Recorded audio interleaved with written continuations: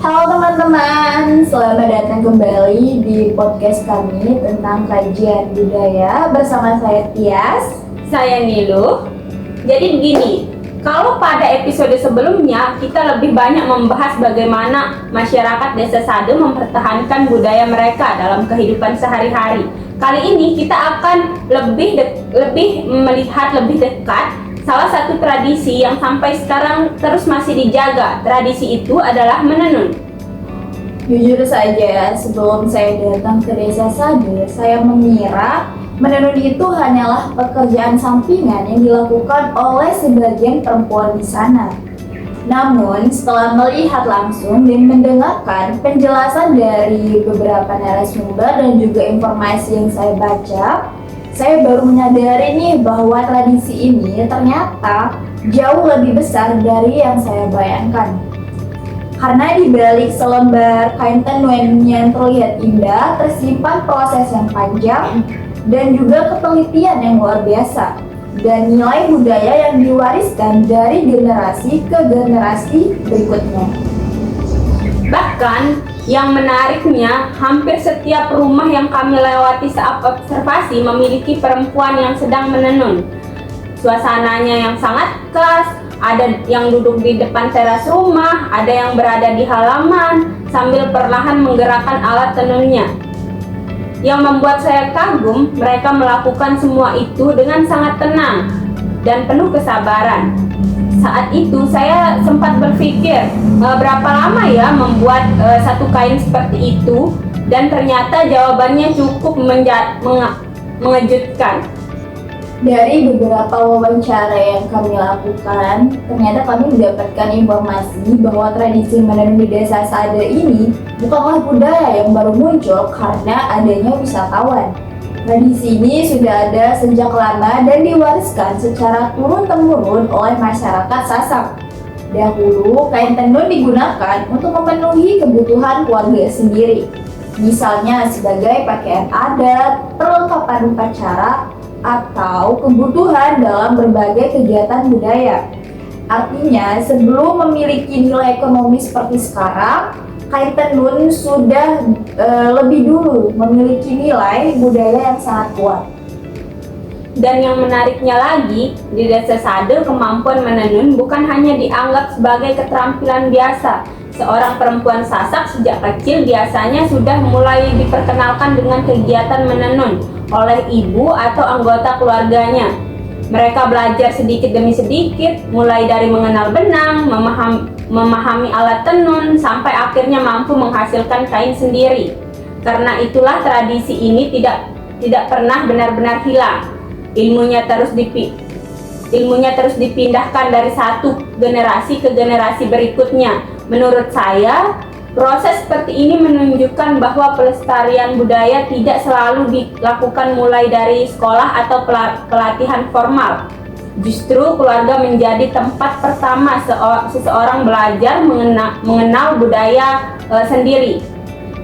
Jadi, kalau kita melihat dari perspektif kajian budaya, proses seperti ini dikenal sebagai pewarisan budaya, yaitu ketika nilai pengetahuan dan keterampilan diteruskan secara langsung dari generasi yang lebih tua kepada generasi berikutnya melalui praktek kehidupan sehari-hari. Sebelum observasi yang kami lakukan, saya sempat berpikir bahwa menenun ini mungkin bisa diselesaikan dalam 1 atau 2 hari. Ternyata kenyataannya jauh berbeda. Setelah berbincang-bincang dengan beberapa warga di sana dan juga mencari beberapa informasi dari internet, kami mengetahui nih bahwa waktu yang dibutuhkan untuk menyelesaikan 1 lembar kain tidaklah semudah itu, tidaklah sebentar. Karena tergantung tingkatan kesulitan motifnya, prosesnya bisa memakan waktu sekitar 2 minggu atau bisa berbulan-bulan. Bahkan untuk motif-motif tertentu yang lebih rumit, pengerjaannya dapat berlangsung lebih lama lagi. Saat mendengar hal itu, saya benar-benar semakin menghargai setiap kain yang dihasilkan. Karena ternyata di balik selembar kain terdapat waktu, tenaga, ketelitian, dan kesabaran yang luar biasa.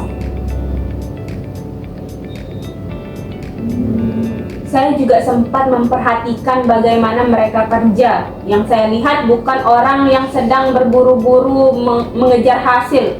Sebaliknya, mereka terlihat menikmati setiap prosesnya. Mungkin bagi kita hanya terlihat seperti memasukkan benang ke sana ke sini, tetapi sebenarnya setiap gerakan memiliki urutan tersendiri. Kalau salah satu benang saja bergeser, motif yang dihasilkan juga bisa berubah.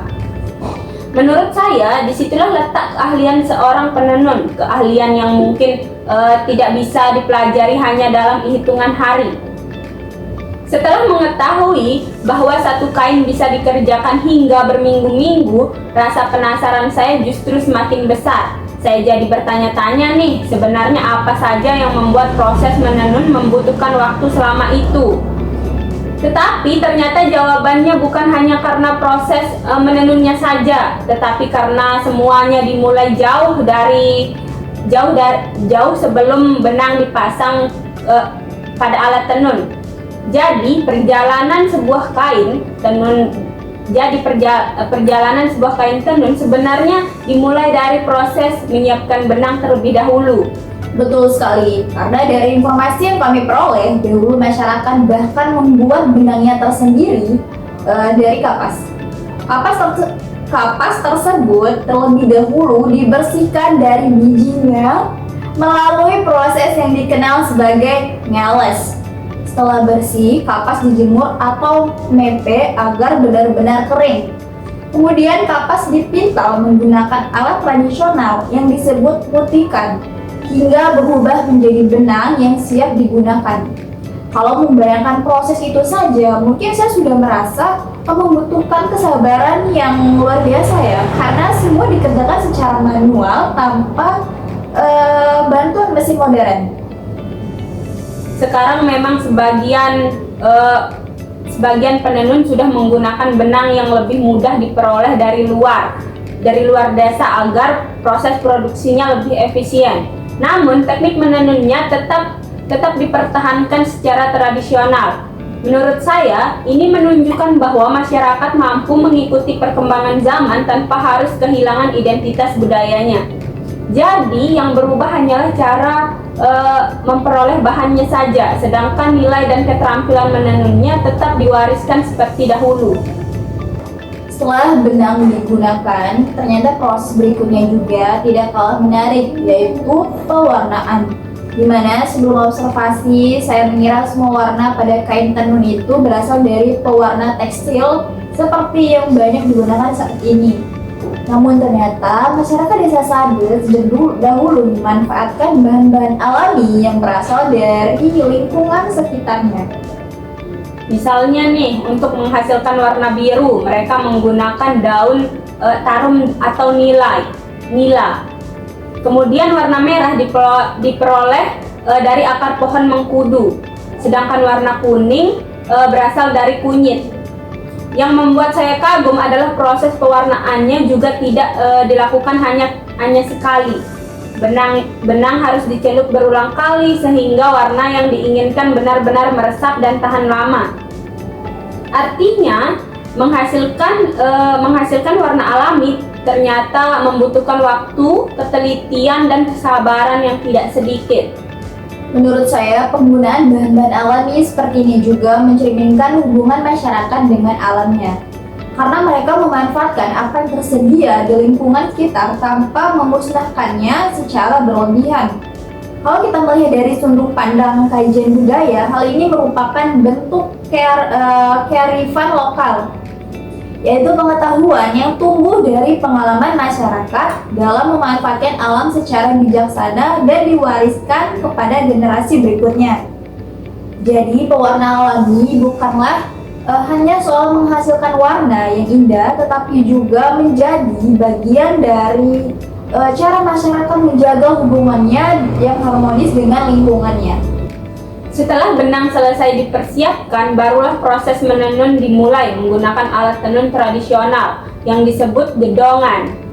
Alat ini berbeda dari mesin tenun modern. Gedongan merupakan alat sederhana yang sebagian bagiannya bahkan diikat ke tubuh penenun agar ketegangan benang tetap terjaga selama proses menenun berlangsung. Saya melihat langsung, saya benar-benar kagum karena ternyata menenun tidak hanya mengandalkan keterampilan tangan, tetapi juga membutuhkan keseimbangan tubuh, konsentrasi, dan ketelitian. Selain gadongan, ada beberapa alat juga yang digunakan. Misalnya teropong yang berfungsi memasukkan benang pekan ke sela-sela benang lungsi, di mana kemudian ada panti yang digunakan untuk merapatkan susunan benang agar hasil tenun menjadi lebih padat dan rapi. Beberapa penenun juga menggunakan penjatan, yaitu kayu penyangga yang membantu menjaga ketegangan benang selama proses menenun. Awalnya saya berpikir alat-alat tersebut terlihat sederhana. Namun setelah melihat penggunaannya secara langsung, saya menyadari nih bahwa setiap alat memiliki fungsi yang sangat penting. Kalau satu saja digunakan kurang tepat, otomatis hasilnya juga akan berbeda. Yang paling membuat saya kagum justru bukan alatnya, melainkan orang yang menggunakannya. Karena selama pengamatan proses menenun, saya melihat para penenun bekerja dengan sangat teliti. Mereka tidak terburu-buru, mereka siapkan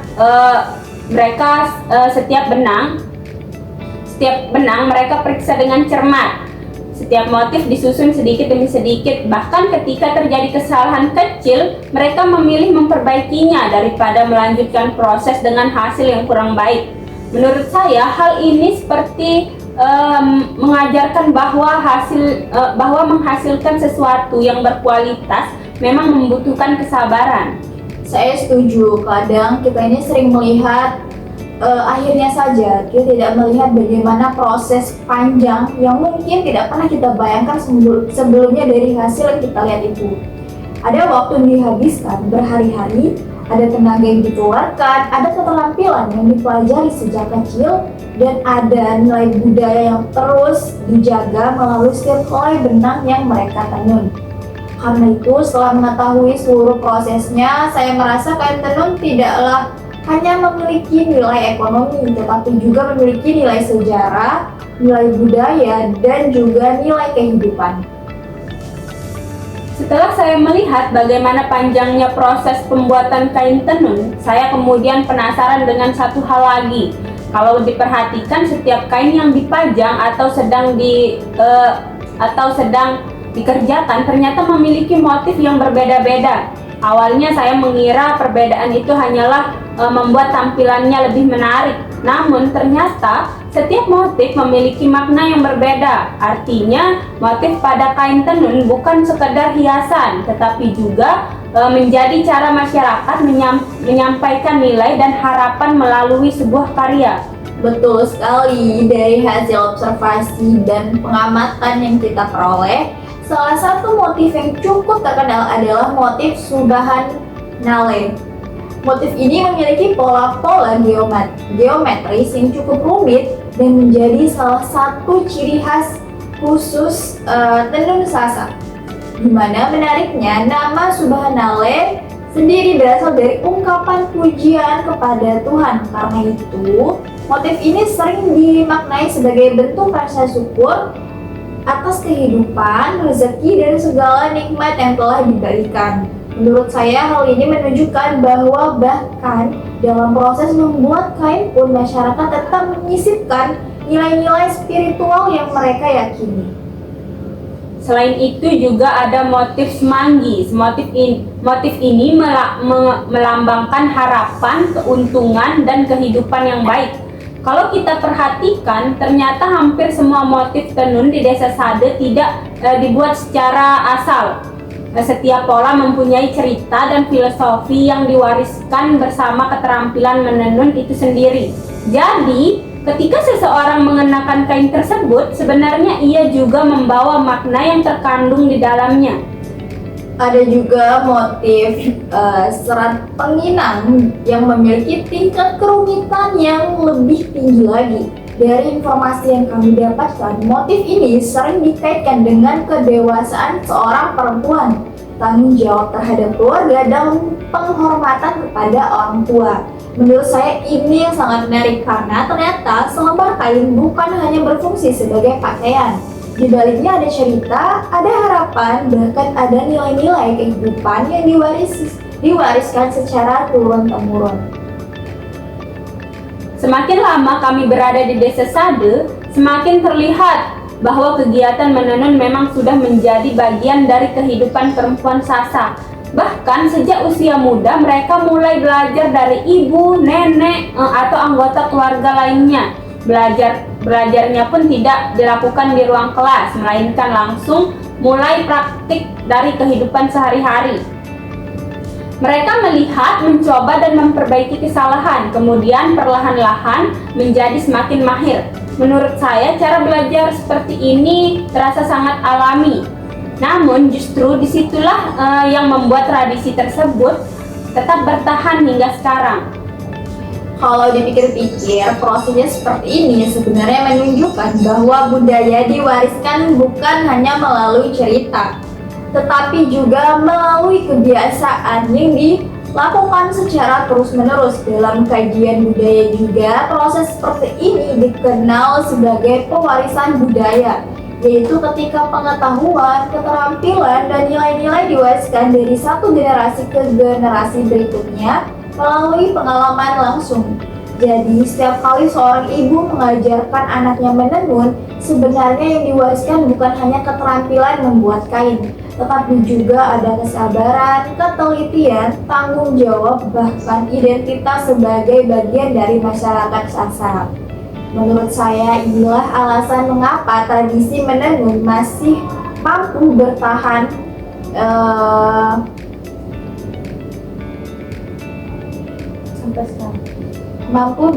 sampai sekarang. Seiring berkembangnya waktu, fungsi kain tenun juga mulai mengalami perubahan. Kalau dahulu kain tenun lebih banyak digunakan untuk kebutuhan keluarga dan upacara adat. Sekarang hasil tenun juga menjadi salah satu sumber penghasilan masyarakat di Desa Sade. Banyak wisatawan yang datang membeli kain tenun sebagai oleh-oleh ataupun koleksi karena tertarik dengan keindahan motif atau proses pembuatannya. Dengan begitu, tradisi yang diwariskan turun-temurun ini juga memberikan manfaat bagi perekonomian masyarakat. Menurut saya, perubahan ini justru menunjukkan bahwa budaya mampu beradaptasi dengan perkembangan zaman yang terus berubah. Karena meskipun sekarang kain tenun tersebut memiliki nilai ekonomi, masyarakat Desa Sade tetap mempertahankan cara pembuatannya secara tradisional, di mana mereka tidak menghilangkan makna budaya hanya demi mempercepat proses produksi. Justru keaslian itulah yang menjadi daya tarik utamanya. Kalau kita melihat dari perspektif kajian budaya, kondisi ini memperlihatkan bahwa budaya bukan sesuatu yang kaku, karena budaya dapat berkembang mengikuti kebutuhan masyarakat, tetapi tetap mempertahankan nilai-nilai yang menjadi identitasnya. Kalau saya boleh jujur, sebelum observasi saya melihat kain tenun sebagai hasil kerajinan tangan yang indah. Sebelum saya belum pernah membayangkan bahwa untuk menghasilkan satu lembar kain diperlukan proses yang begitu panjang. Mulai dari menyiapkan benang, memberi warna, menyusun motif, sampai menenunnya sedikit demi sedikit. Semuanya membutuhkan waktu, kesabaran, dan penuh ketelitian. Setelah saya mengetahui seluruh proses itu, saya merasa setiap kain tenun memiliki nilai yang jauh lebih besar daripada sekedar harganya. Betul banget, saya juga merasakan hal yang sama. Karena yang paling membekas bagi saya bukan hasil akhirnya, tetapi proses di baliknya. Kita biasanya berpikir atau melihat dan menilai proses akhirnya saja, tanpa tahu ada berapa lama orang tersebut habiskan untuk membuat sesuatu atau prosesnya. Karena setiap helai benang yang disusun, saya melihat bagaimana budaya tetap dijaga oleh masyarakat. Mereka tidak hanya membuat sekedar kain, karena mereka sedang menjaga warisan leluhurnya, mempertahankan identitas, sekaligus mengajarkan nilai-nilai kehidupan kepada generasi berikutnya. Karena menurut saya itulah alasan mengapa tradisi menenun masih bertahan hingga sekarang. Bukan karena diwajibkan, tetapi karena masyarakat benar-benar menyadari bahwa tradisi tersebut adalah bagian dari diri mereka. Memahami budaya bukan hanya tentang tradisinya, tetapi juga memahami bagaimana budaya tersebut tetap hidup dan terus berkembang bersama masyarakatnya. Saya Tias. Saya Nilu. Terima kasih sudah mendengarkan podcast kami. Sampai jumpa di episode ketiga. Bye-bye.